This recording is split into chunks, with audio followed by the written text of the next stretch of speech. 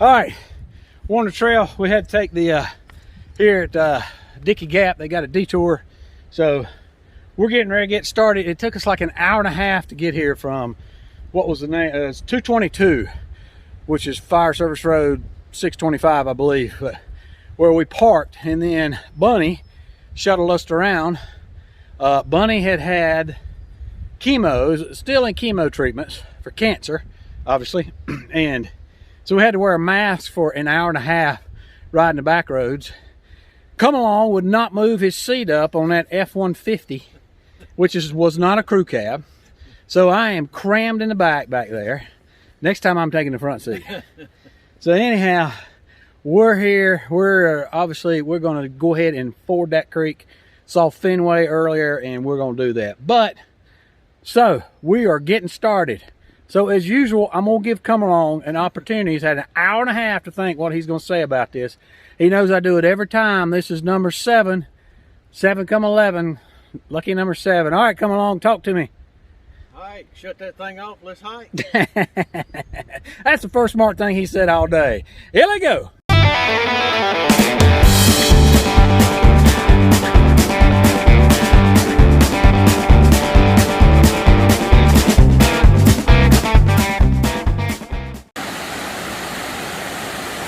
I don't know if you can hear me or not over the roar.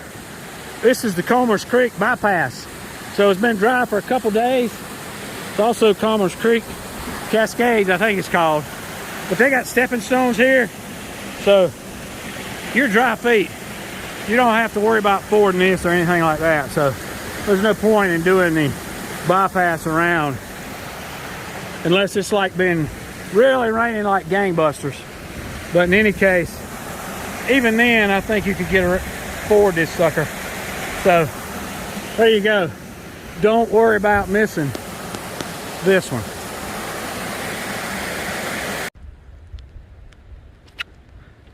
All right, so we have come through this. It's called a meadow. It's actually a cow pasture because down yonder's a cow. But we have come through this meadow as it's listed on Good Hooks, and we're about trying to cover the last 2 miles to the campsite. It's going to be somewhere down along the river. I think that's the Holston River. Maybe not. Maybe, I'm not sure. Anyway, it doesn't matter. We're going to camp down there around the river. There's supposed to be a campsite down there and have us a water source. That'll put us at about 10 miles for the day.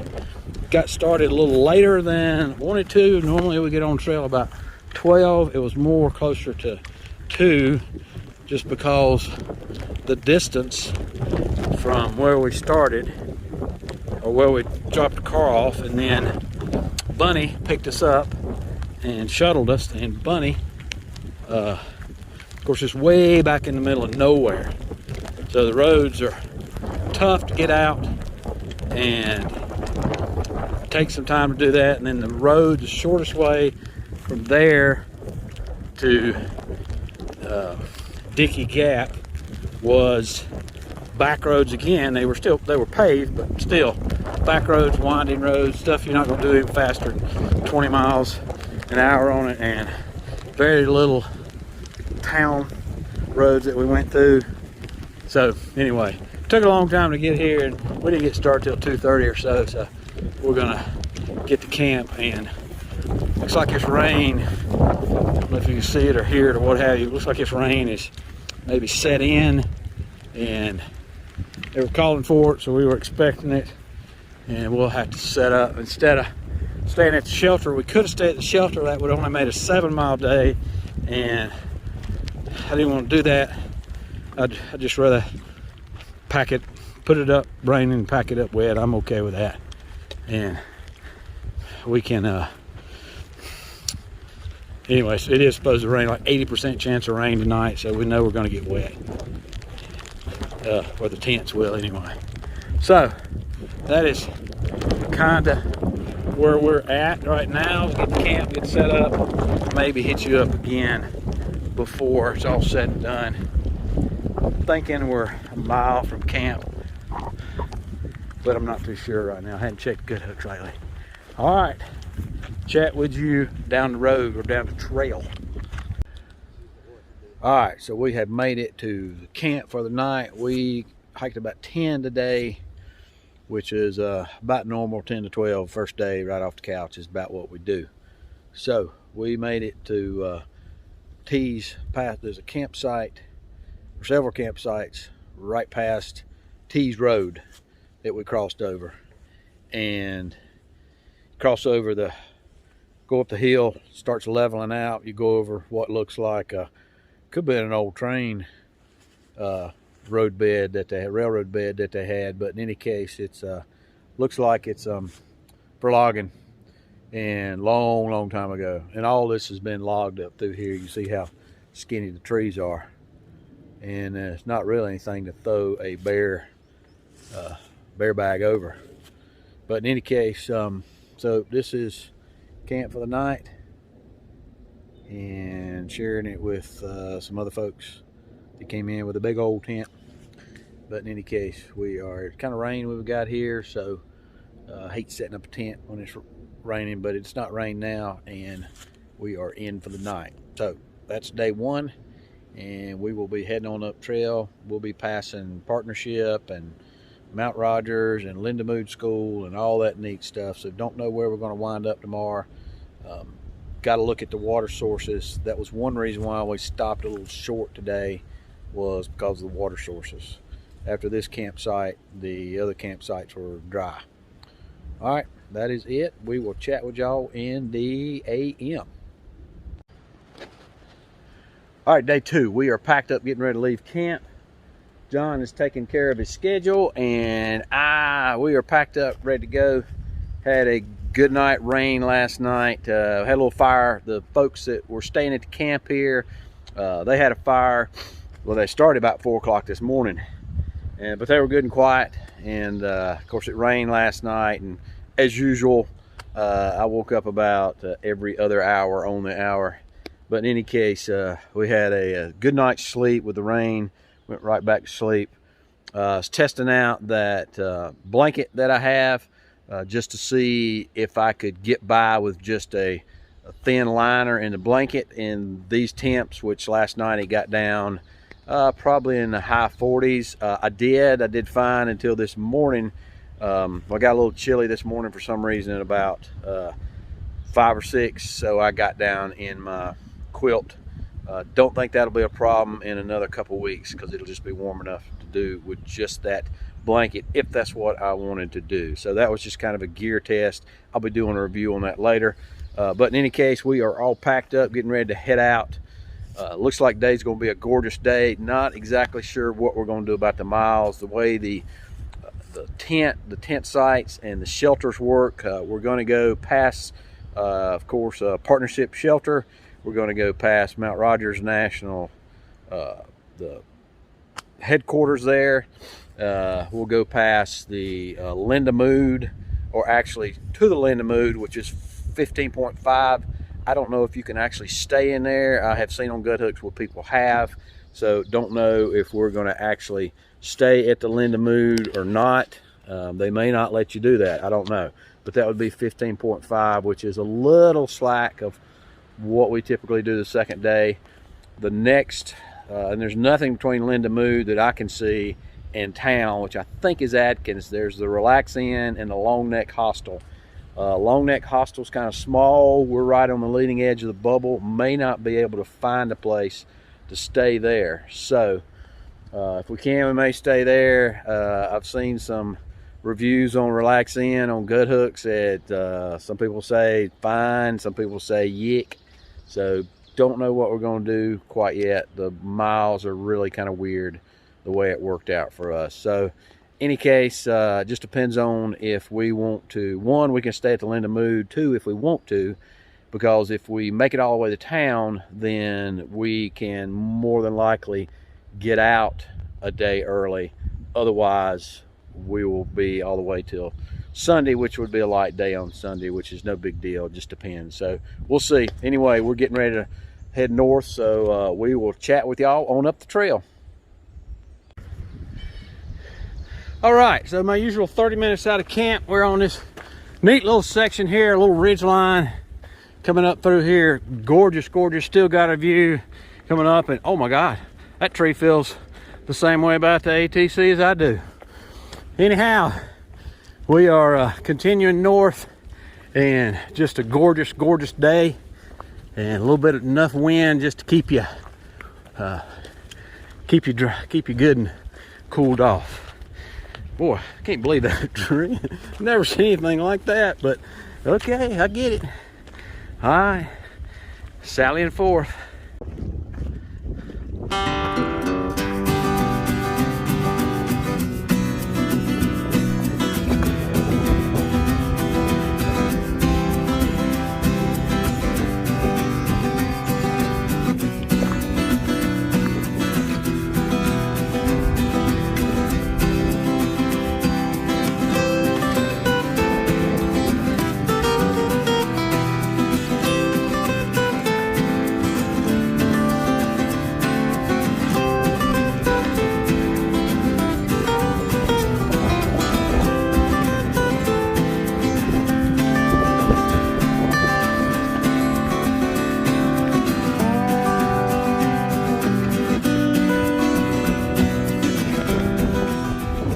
It had her. Because the entrances are, but every so often. Oh yeah, the break in the dunes. So, you know, and it's all protected. And then you have to pay $50 for a permit to drive on there, which is all new as of about 10 years ago. Who do you pay? The state. I mean, where do you go? Like a gas station or somewhere? You go online and do it. Okay. But, you know, you buy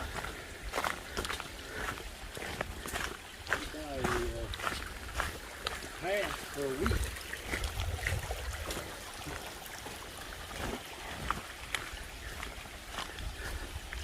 Or you can buy an annual pass for $250.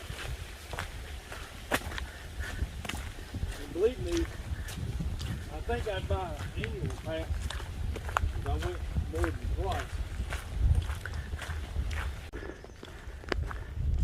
Coming into the partnership shelter.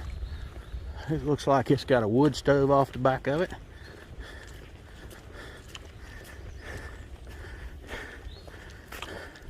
Fire ring. Oh Lord, it's got a privy.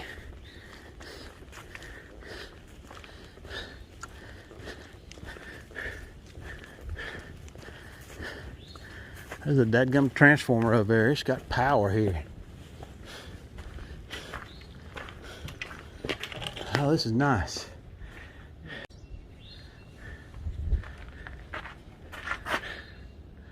All right, so this is the partnership.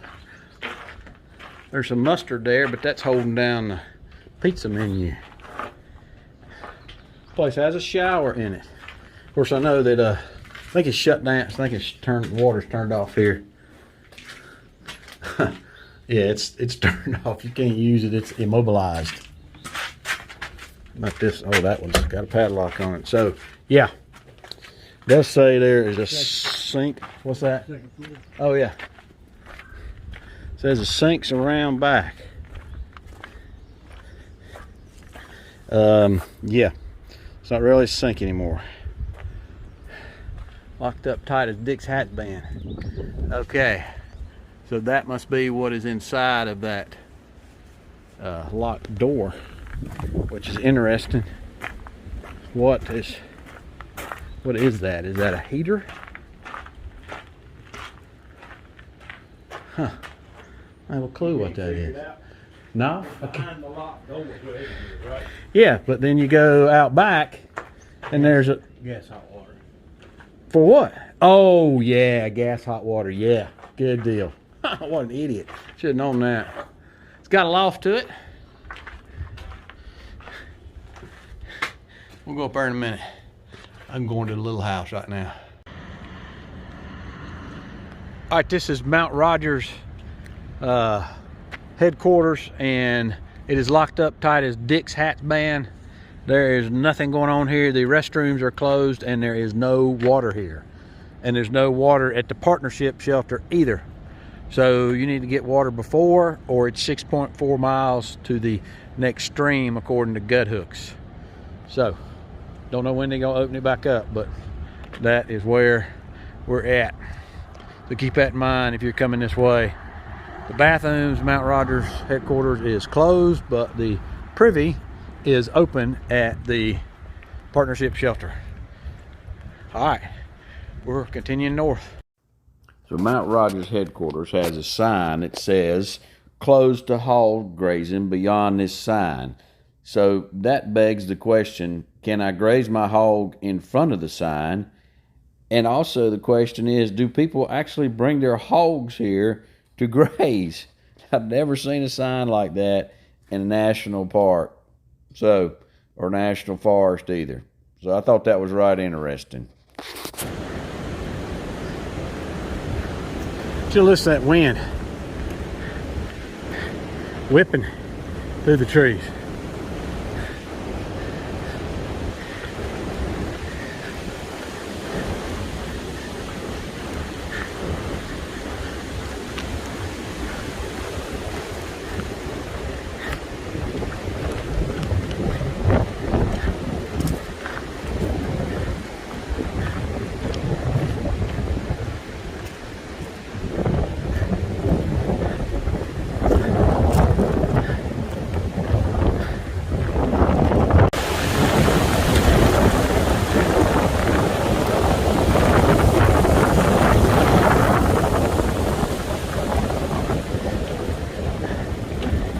Dang, that's hurricane force winds, it sounds like.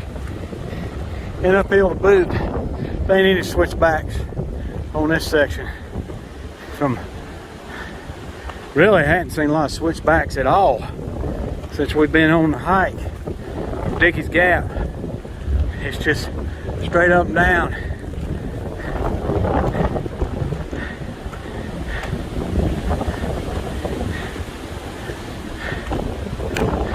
Before I forget their names, a couple THru hikers that are around us. Rhino, he was finishing up from 2020 when he had to get off. Said it's getting impossible to find shuttles and people in hostels closing down and people in town didn't want you, so he got off at Sam's Gap. That's down at Irwin. Picked back up here in April. So he's here, and then met G-Daddy. And he started Springer about a month ago. So he's gotten this far in a month. And most people just get to, I think it's like Hot Springs in a month. Maybe it's Damascus, but anyway, he's passed both those, so he's doing great. Alright, these ups are killing me. We'll let you go. Alright, so, may not be able to hear me, it's so windy. This is obviously a view of Walker Mountain. I have no clue which one's Walker Mountain. I'm assuming maybe it's the big one, way out yonder. But in any case, this section we're doing does not have a lot of views. So this is one of the, maybe the best view that we're gonna have the whole time. But this is it. Anyway, it's gorgeous. What a gorgeous day. What a gorgeous day to be alive and on the Appalachian Trail. So see all those rocks on those mountain right down there. Gives you kind of indication of how rocky the trail is. It's been tough, no doubt. But anyway, glad you got to see this view. Glad you got to see the view. Let's Charlie Mike Nobo.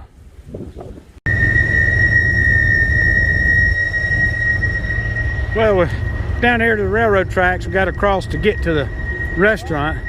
Looks like he has left his brakes on. Somebody needs to let him know. But the yeah, so our luck, trains down here at the tracks, and we'll have to wait till it gets through. The decided we met up some folks there at the Linda Mood School, and instead of staying there, we're gonna walk to this Mexican restaurant. It's in a gas station. Okay, I don't know how that's gonna work out. It's almost like gas station sushi. but we're gonna try it because if we eat it, we don't have to cook supper tonight, and we can get a little further on up the trail, and maybe, just maybe, we'll come out of here tomorrow, which is Saturday rather than Sunday. So, you know how long this train is. I think they go in like 60 car units. This ain't in any hurry to get out of here, obviously.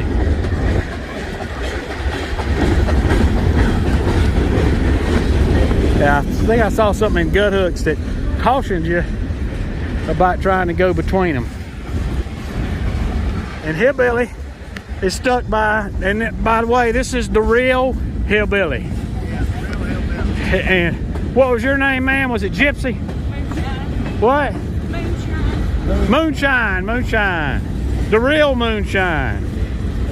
So they are through hiking. And when y'all left, Springer?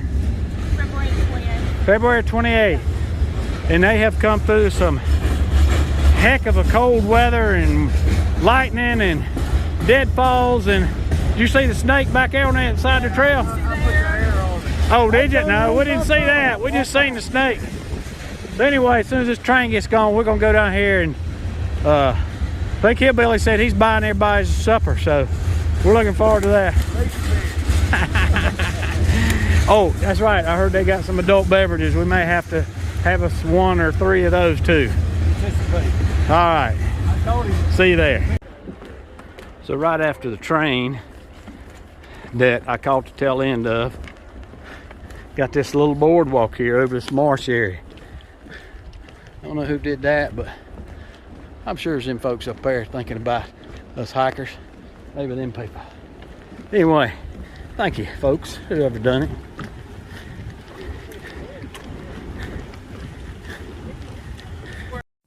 So we made it to the quarter-way sign. So we have done, or I have done, more than a quarter of the trail after last year last summer when we did our section up from Pennsylvania down into Virginia. But it was neat to pass this iconic point on the trail, particularly where you see in a lot of folks' videos, through hikers and stuff. And so that was pretty neat to pass that. And on the other side was something that I wasn't expecting. And for our Sobo buddies out there, this is what the other side of that sign says. So when you get here, congrats. Well, this is the first. I guess there's others, but this is the first. This is the campsite with a privy. Looks like it's just a bucket. But anyhow, no, that's a bucket for, I guess it's a composting privy, but anyhow, first time for everything. All right, so we are 45 minutes out of camp, and what a glorious, glorious day for hiking. What a great weekend for hiking. Weather has been just perfect.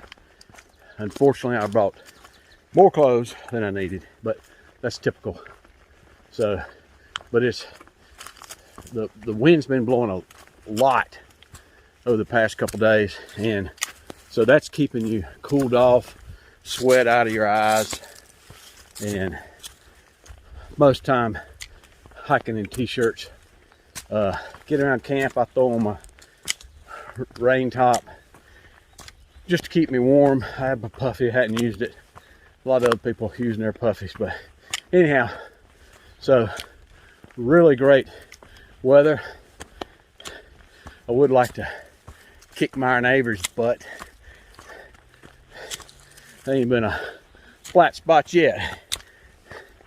But anyhow, it was just a great weekend. And we did 10 the first day, 21 yesterday, including a stop at the Mexican restaurant at 81. Great food. There's no alcohol in the restaurant, but there is. The restaurant's a filling station, gas station for you folks who don't know what a filling station is. And so you can go over there and get a beer, but you can't take it in the restaurant. No brown bagging. So anyhow, that hits a spot. Didn't have to make supper so we could hike a little longer. Got to a great campsite. It's right after, well, not right after, but 3 miles after 81. So you'll come across this huge cow pasture. All right, let me call you back. Let me get back to you in just a minute. So anyway, where was I? Oh yeah, Mexican restaurant. Great Mexican restaurant. Oh man, the food was great. Of course, I guess any food from the trail is great, but in any case, highly recommend you stop there and at least get you some Mexican food. And then that, even if you're at the end of a long day, you can do the next 3 miles to that campsite that is just beyond that meta. So there's 2 campsites there. One of them is at the very end, north end of the meta, and then there's one right below that, a couple 100 yards, which is the better one. More tents. I don't know, there's room enough for 8 or so tents at that one. Water source there. So that's where I'd recommend you go. So that's where we stayed last night. Couple really neat things I've already passed today, and that is the past a privy at a tent site. So the next privy was 13 miles away from where we stayed last night, but there's a privy at a tent site. So that's pretty awesome. Never seen that before. I know they're around. And then there was, oh, big one past the quarter-way mark. So I've done more than a quarter already, but it's neat to see that icon of the trail as we passed by it. So anyhow, we are boots north, and we'll keep on bringing it to you. Out for now.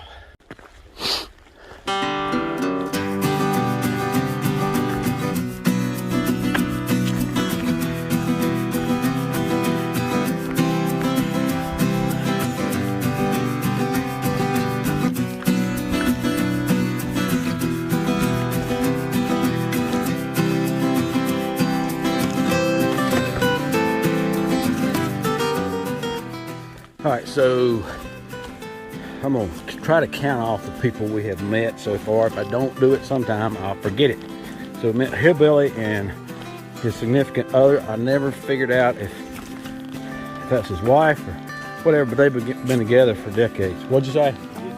Okay, they are married. And he is a Desert Storm vet, and so his wife's name is Moonshine. And then hiking with them was a younger fella. His name is Everclear. Although he says he also goes by Vulcan. He looks more like an Everclear. And then G-Daddy was there. G-Daddy's a grandpa. So that's where G-Daddy comes from. And then we had the Australian folks. Very interesting story there. His name's Nostradamus. I didn't catch her name. But they started last year, and of course got off because of COVID, could not get back home. Australia would not accept them. Australia shut down, would not accept them home. So they went to Chicago with some friends from the trail, rode bikes on Route 66 all the way to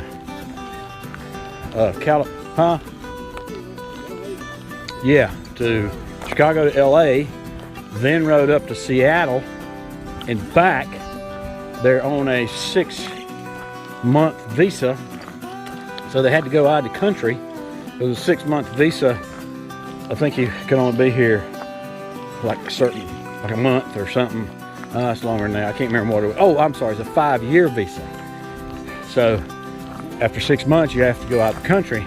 And you come right back in. So they went to Canada, biked around a little bit, came back in, still couldn't get in Australia, went to Ireland, because Ireland was the only place letting people in, got locked down there, rode their bikes to down the Mediterranean to Portugal, which I thought Europe had shut down too, but apparently not.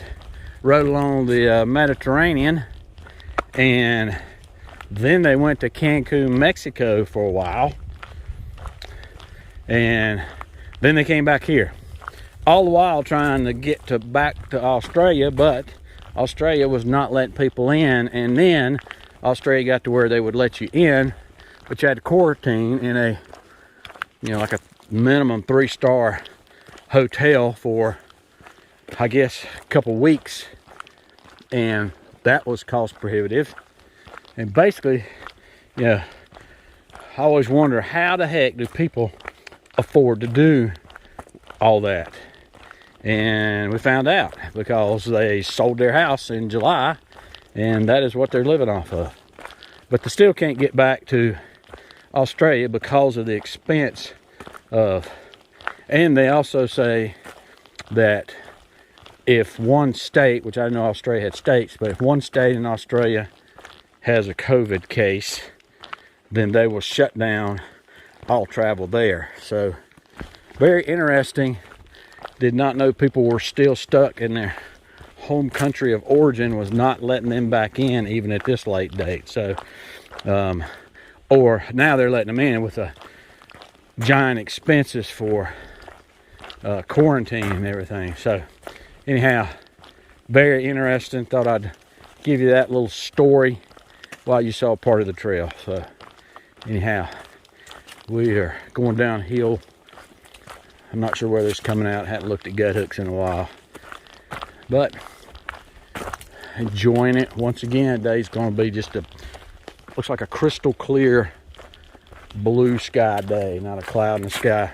Wind's not blowing as much when you get on the ridge tops it is, but I also noticed on the ridge tops, we had last 2 nights have had huge, really big winds, like sustained gust of 20 and 24 with big gust of, last night it was said it's 44, and the night before that it's like, I think 30 something. But man, I checked everything above my tent before, make sure I didn't have any deadfalls, but gusts that big will take out green trees or green limbs. So, and I have in fact seen a lot of trees down, particularly on the ridges, that are green, that have buds on them and green leaves and stuff. So it's kind of, get that kind of wind whistling through above your tent, a little disconcerting. So anyhow, we will continue on. All right, we're going through the pasture. It's like they were merciful and gave us a couple switchbacks and a pasture, and it winds around. This is a gorgeous place in through here, like a little valley, but we're in between Quarterway and Bears something hostile. That road down there takes you to Quarterway, and then the next road crossing will take you to Bear something another. So anyway, this is pretty. I like that. You can see that whole escarpment running across there. A barn way up there.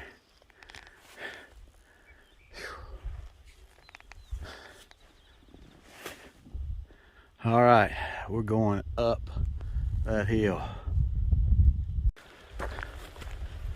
So this section through here is just chock full of, I guess, bunkaholic views. So it's so different than being in the woods constantly. Of course, not a lot of long range views, but going through this pastoral countryside and stuff, just really neat. This river here, man, that looks so inviting. Somebody's put some marsh boards here, thank you. I think up this road here is cross over, or maybe it's the next one. You come to Bear Garden Hostel. Figured it out. Anyhow, really neat scenery on this trip. It's different than a constant mountain long range view.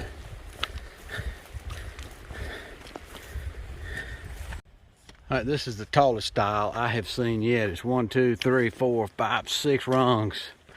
All right, we're gonna see if I can negotiate this while filming.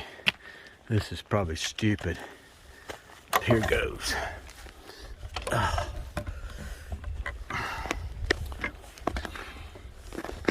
Jiminy cricket. So here's what happens if you fall down the middle of it. Straddle that barbed wire. And look at them. They're straight freaking down.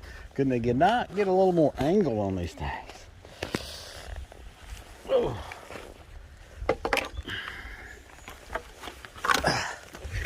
Holy cow. I did it. All right. Nothing's too good for you guys. Well, it's been a long day. We're doing 17.7 today. Get back to the truck. When I got across the road there that goes up to Bear Garden Hostel, or no, I'm sorry, the Listeria Pavilion. Well, that's the same road crossing. Anyhow, it's 5.4 to the Lick Creek where the washed out, and then 1.4 from there. So that's 6.8 I had left when I hit there. Heck of a grind going up from there. And my dogs are barking. It's getting close to the end of the day, and I can feel it. So I hadn't got to Chatfield Shelter yet. I'm not exactly sure how far it is from Chatfield Shelter back to Forest Service 626. I'll figure that out when I get there and take my shoes and socks off, let my dogs breathe before we do the final push in. I've decided, I saw Fireflow, who had been helping a THru hiker on the trail, Possum. And Possum, pretty sure has been updating me. She had to get off she got hurt, fell like off the trail, way down a hill, and she's back. So Fireflow got her back on the trail. I think she said she started at 626, which is the bottom of the Chestnut Knob hill to get up to the shelter up there, which is the old fire warden's cabin. So that's where I'm at. Probably touch base with you when I hit Lick Creek. Fireflow said that it's only 6 inches deep. So been hearing stories about it being knee deep. Hang on a minute. And had seen gut hooks or somewhere where it's knee deep. I think the caution sign said, because this section through here from back there at Listeria Pavilion, there's nothing, no road crossings till you get to Fire Service 625. So but she said she's 6 inches deep. She walked across with her shoes on, and given we only have 1.4 from there to the truck, my feet could use some cool mountain streams. And I didn't think about this before. Not last time, but one time went hiking, and this is when I was hiking with Phoenix and Ghost, and we were doing from Devil's Fork Gap to Irwin. And I stopped, I don't remember the name of the mountain, but I stopped and soaked my feet in the water, and God, that felt so good. Completely rejuvenated them. So I don't know why I hadn't done that yet, but anyhow, that's the story, and we should be coming in to the shelter anytime, hopefully. Yep, I think I see it right up there. All right, chat with you in a bit. So we made it to Chatfield and saw G Daddy while we were there. So Chatfield's a pretty neat little shelter there. It's got a privy and plenty of water source right in front of the shelter. I probably sleep about 6 to 8, something like that. And then I also saw my first red spotted lizard. I see this all the time in people's videos, and I've never seen one. So I finally saw that on the trail. So that was pretty cool. And then one of the really neat things about this was there was a lot of pastures that we went through. And so, you know, a lot of times I have this tendency to have get there itis, where I got to get to the truck. You know, I've got a 4-day hike, but let me see if I can just cut it down by 1 day. And so I pushed big miles, wound up my feet hurting. This time, did take an opportunity just to sit in the field, looking forward to our lash coming up, where we're going to be out for a week and we're not worried about that. So at the old Listeria Pavilion, which is about 6 miles before the Lick Creek Bridge washout, you'll see a sign there and it says closed.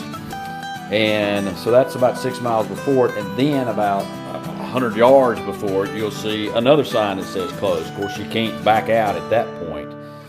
Well, it's not, I would say it's closed. I would say it's gone, because here it is washed up against the far bank. So it'll have to be completely disassembled and rebuilt. So it's not only closed, it's gone.